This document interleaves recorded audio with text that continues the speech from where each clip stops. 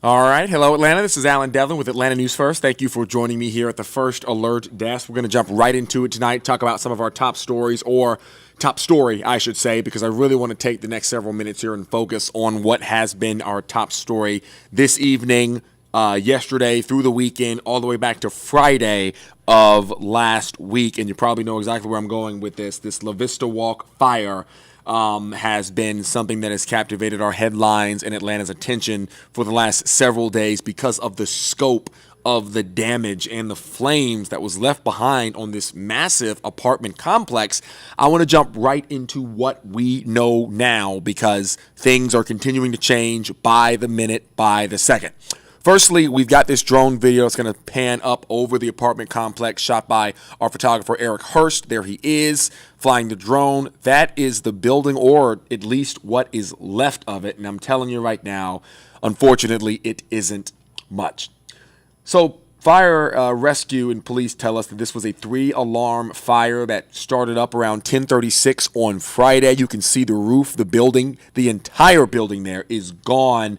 It's at 1155 La Vista Road Northeast, and it's got businesses all over the place. You see all those buildings back behind it.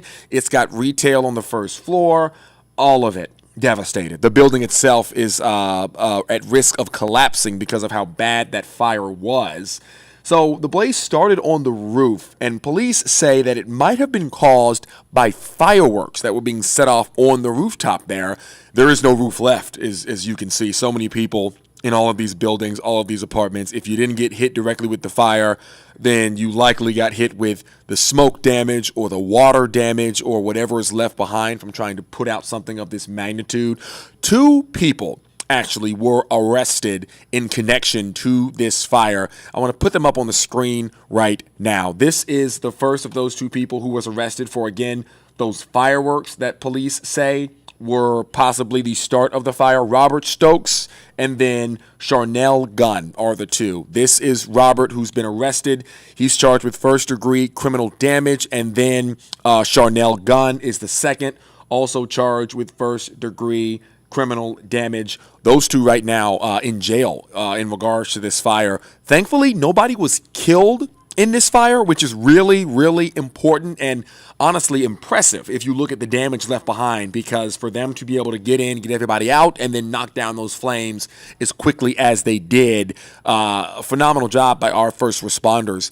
Look at this here. This is video of a little bit of that fire, but this is not the extent of it. It was bad. It was bad. Again, the 2 that have been arrested. And so the Red Cross has stepped in and is working to get all of the displaced people, over 20, I believe it might be 26, as high as 26 right now, that are displaced because of those flames and that fire.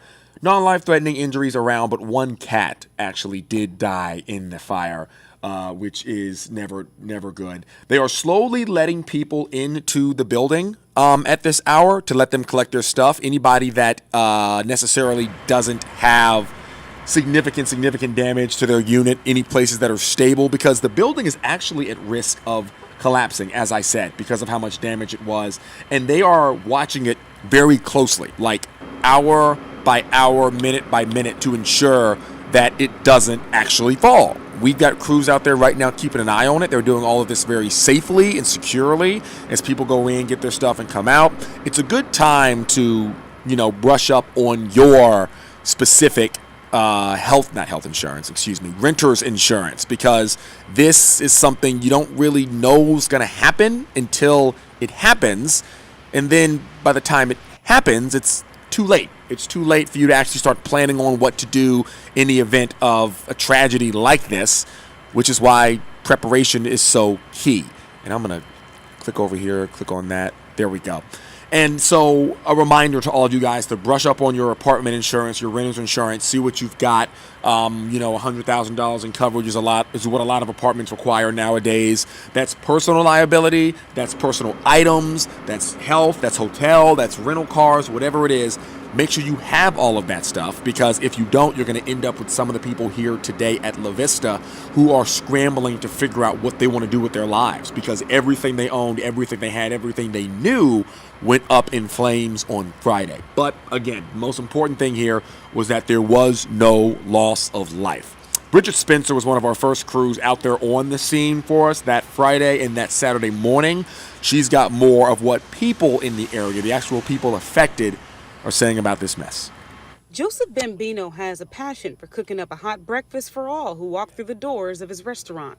Come and enjoy some hot, fresh pancakes. But his ability to do that was disrupted after a massive fire across the street at the Reserve at La Vista Walk Apartments. It triggered a power outage for his building. Definitely lost a day's worth of business. There's about $12,000 worth of food in our coolers. We're trying to get them to separate us off the grid or get us some power. He's just one of the many affected by the disaster. The fire started just before 10:45 on Friday night and burned well into the morning hours. Tenants were evacuated, but the fire displaced dozens of people. I thought it was not serious, so I just packed a little bit stuff on my laptop or iPad. But after 2 hours, I saw a big fire on the top of the roof. Sal Hamid says at first he wasn't sure if the threat was real. We treated it like we normally have our weekly occurrence of the alarm, so it was just like any other one. But then when we saw 10 fire trucks pull up, we knew something was wrong. The fire also shut down a portion of La Vista and Cheshire Bridge roads. Thankfully, Atlanta Fire says nobody lost their life. The Red Cross is stepping in, even opening a shelter at Central Park Rec Center in the meantime. I will have to definitely look through my options, but I do have a lot of family and friends that are nearby. In Northeast Atlanta, Bridget Spencer, Atlanta News First. And so he's lucky to have family and friends in the area. A lot of people just aren't, That's just kind of how it goes sometimes. So that's what I've got for you now here this evening. No weather tonight. Patrick Pete had to step out very briefly. He'll be back in a little bit to carry some of our weather at 10 o'clock on Atlanta News First. But until then, you guys have a great rest of your evening. You can join us at 10 and 11. And also, one of our brand new anchors, Blair Miller, is joining us here on Atlanta News First, something we're all very excited about. He will be on Atlanta News First at 11, accompanied by Sean Gables. You guys have a great rest of your evening here, and I will talk to you guys real soon. Again, my name's Allen Devlin from the First Alert Desk. Have a phenomenal night.